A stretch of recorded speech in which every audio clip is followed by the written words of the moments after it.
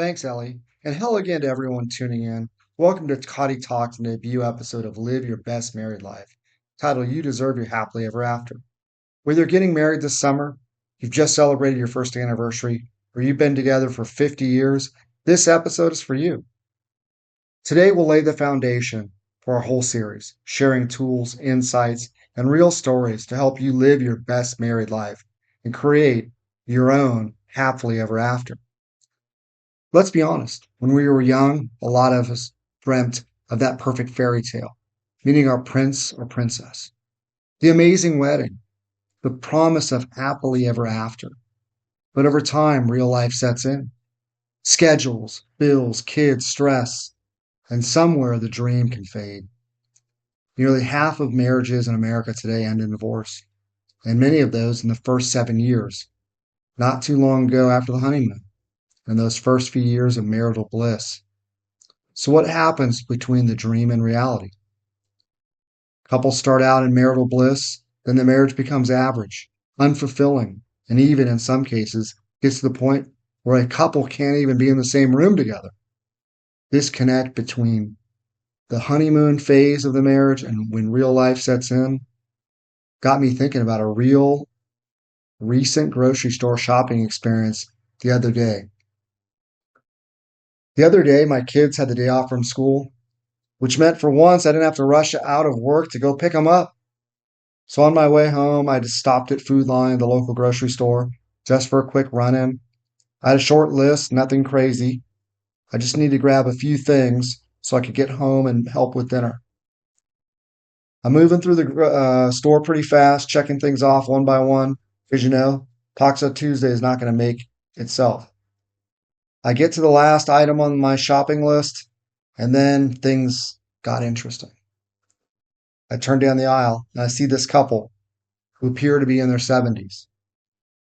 As I'm walking toward the cheese section, I hear the husband yell across the aisle, "You don't need that, bleep." And without missing a beat, the wife yells right back, "Shut up! You got what you wanted. I'm getting what the F I want. So you shut the F up." Now at this point, I'm just in there like, did I really just walk into this? What did I experience?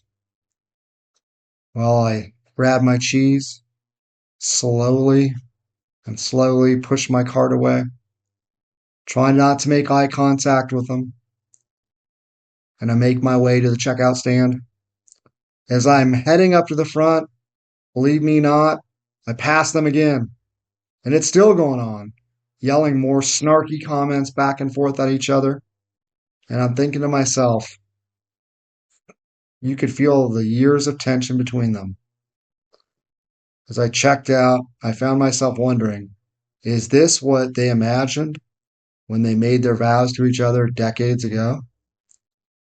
As I walked out of the store that night and on the drive home, I thanked God for the relationship I have with my wife, Mabel, and then thought back to the old couple. Is their current marriage what they dreamed of when they said their marriage vows on the wedding day? I expect not. I can't imagine they dream of screaming nasty comments at each other in the cheese aisle of their local grocery store. Marriage should get better with time, just like that fine wine you drink on a Friday night. Every couple, one day or in 50 years in, can build something amazing. Absolutely, Tom. Romance, friendship, intimacy, all of it should deepen with time. Love and connection are just for Hallmark movies or childhood fantasies in which you dress up in your wedding dress and have a pretend wedding in which you marry your princess or your prince charming. Every person deserves their happily ever after. Beautifully said, Mabel. Today, we're starting that journey in this 12 episode podcast. We'll talk about what it takes to build a marriage filled with friendship, romance, and intimacy, laughter, even sexual pleasure, and how to handle life's challenges as a couple. And a marriage that's filled with content and meaning. And this episode sets the stage for all that. Hi, I'm Elion Kaudy, coming to you from the beautiful Shenandoah Valley in West Virginia. Yes, the one made famous by John Denver's Take Me Home Country Roads. I'm so excited to welcome you to the Kaudy Talks podcast channel and to the very first episode of Live Your Best Married Life. My parents, Todd and Mabel Kaudy, your hosts extraordinaires, they'll be guiding us through this first episode in this amazing 12-part series. Take it away, Dad. Start us off on our journey to live our best married life. Let's start with a story many of us know, or even if you don't know, it's a great story. And that's The Notebook by Nicholas Sparks. And later was made into a movie starring Ryan Gosling and Rachel McAdams. The movie brings to life the power of love story told by Nicholas Sparks. Let me set the stage for this book and this movie. The movie begins with a male resident in a nursing home. His name's Noah, reading a romance story to a female resident, Allie, from his treasured notebook. The story goes back in time to 1940 North Carolina, when the two residents in the nursing home were young and they just first met. It tells the story of the great love they have between Noah and Allie, two people whose love survives family pressure, war, years apart, and even disease. What makes their love story legendary is their romance, passion, unwavering commitment, and undying love. At the end of the movie returns to the present with Noah and Allie in the nursing home. It is revealed Allie has Alzheimer's disease, and most days she doesn't even recognize Noah. But he still comes reading out of that journal and their personal romance story. Then one evening, Allie remembers her lifelong love affair with Noah, and the two dance and embrace. The two crawl in bed together and are found the next morning by the nursing home staff, dead in each other's arms. Talk about an undying love and a love story for the ages. I mean, who wouldn't want a love story in a marriage like that portrayed in the notebook? I have great news for you. You can also have it. You deserve your happily ever after just like Noah and Allie. And I'll let you know in on a little secret. Their romance and lifelong marriage filled with passion, romance, commitment, and unwavering love, even when facing some of life's greatest obstacles, didn't happen by chance. Noah and Allie believed in their happily ever after. Now here's the thing. Their love and happily ever after just didn't happen to them. They committed to it, fought for it, protected it, and worked at it. That's the heart of today's message. To have your happily ever after, you must believe you deserve it. Commit to it, even when it requires work. It may not be easy sailing, as they say. And also make love the center of your marriage. So to have your happily ever after, first and foremost, you must believe you deserve your happiness. I think first to have an amazing romance and marriage akin to the movie The Notebook, believing in your happily ever after is essential. As they say, you must first believe it for it to happen and come true. Many people have seen broken relationships, parents, grandparents, friends, and maybe your own. And that can make us doubt that love can last. My father came from a family of divorces going back to his great grandparents. His parents, his two sisters, all divorced. And in some cases, they completely hated their exes. But my father had been married now 66 years. He did not let the past dictate what he wanted, his happily ever after. And I have some news for you. If you're in that situation, you can break the pattern too. But maybe you haven't experienced broken relationships, but maybe marriage is not fulfilling. Maybe it lacks intimacy, romance, true companionship. Maybe the support's not there. Well, the great thing for you too, you can rewrite your marriage and create a new story that's filled with all those great things. So I challenge you to pause and ask, Do I truly believe I deserve a great marriage? Do I truly believe I deserve my happily ever after? Because once you do, everything changes. The next key to living your happily ever after is commitment to work at your marriage to ensure you have an awesome one. Too many couples throw in the towel when things get tough, check out during the marriage, fail to support their spouse in their dreams and ambitions, put themselves first over their spouse. Think back to Noah and Allie. First, they overcome an initial breakup.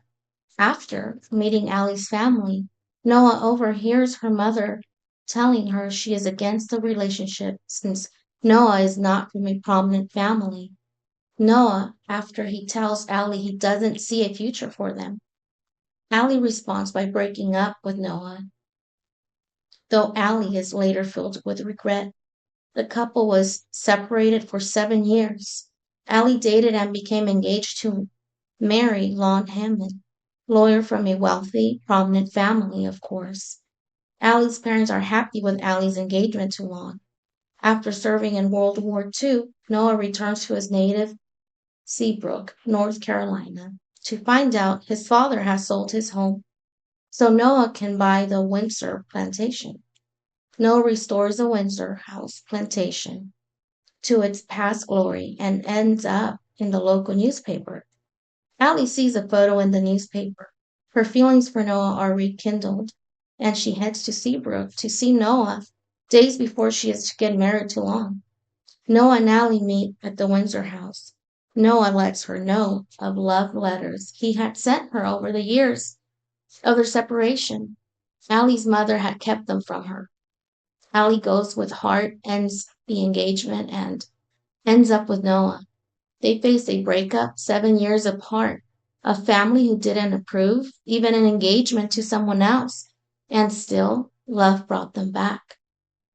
Real commitment doesn't mean it's easy, it means you show up anyway. Are you willing to do that? To push past pride? To work through tough days? That's what keeps connection alive. Thank you, Mabel. And finally, love must be at the center of your marriage to live your happily ever after. You're probably thinking that sounds like a dumb statement, Todd. Of course, love is at the center of all marriages. Well, I beg to differ. When you first meet your spouse, there's attraction, romantic love, passion, desire. And then what? Well, we need not just all that romantic love, but we need agape love, the kind described in 1 Corinthians 13, verses 4 to 7. It says, love is patient, love is kind, does not envy, does not boast. It always protects, it always trusts, it always hopes, it always perseveres. That's the love that endures. It's shown in small acts, doing the dishes after a long day, holding your spouse through loss, forgiving when it's hard to. To live your happily ever after, you, of course, must have romantic love and intimacy in your marriage, but it also has to be coupled with agape love. In reflecting back in the opening scenes of The Notebook, an older Noah is reading a love story in his journal to Allie in nursing home, where she receives care for Alzheimer's disease. She does not recognize Noah or their love story, but he's still reading the story to her. He exhibits patience, kindness, and hopes she'll remember him and their love story. Noah shows Allie the deeper love described in Corinthians. The spouse who cares for their spouse during cancer or a miscarriage or the death of a loved one is showing agape love. Making dinner and cleaning the kitchen after a long day so your spouse can get some rest or personal time away from the kids is exhibiting agape love. Admitting you were wrong, agreeing to a spouse's request over something you prefer, or being your spouse's greatest cheerleader in all their endeavors show love described by Paul in 1 Corinthians. That's what builds a happily ever after. So choose to love deeply. and you will live your well-deserved happily ever after.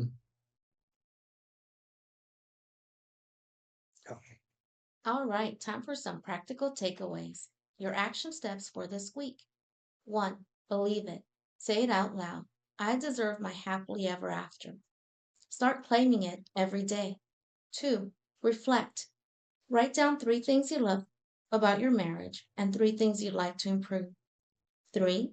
Dig deeper. Pick one of those needs improvement areas and ask why. Understanding why is a first step toward change. Little steps, big changes. Hi, I'm Lakati, and now let's get to our listeners' questions. First, we have Jennifer from Anaheim, California, and she asks, what will listeners get out of Live Your Best Married Life? Great question, Jennifer. You'll hear heartfelt stories, proven marriage strategies, and some real laugh out loud moments, all designed to help you build a lasting, joyful marriage.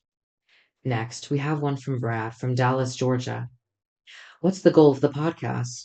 Our goal is simple to have listeners utilize our advice and practical strategies to have their marriages filled with commitment, friendship, intimacy, romance, the ability to overcome life's challenges together, and in the process, have lots of fun and laughs along the way.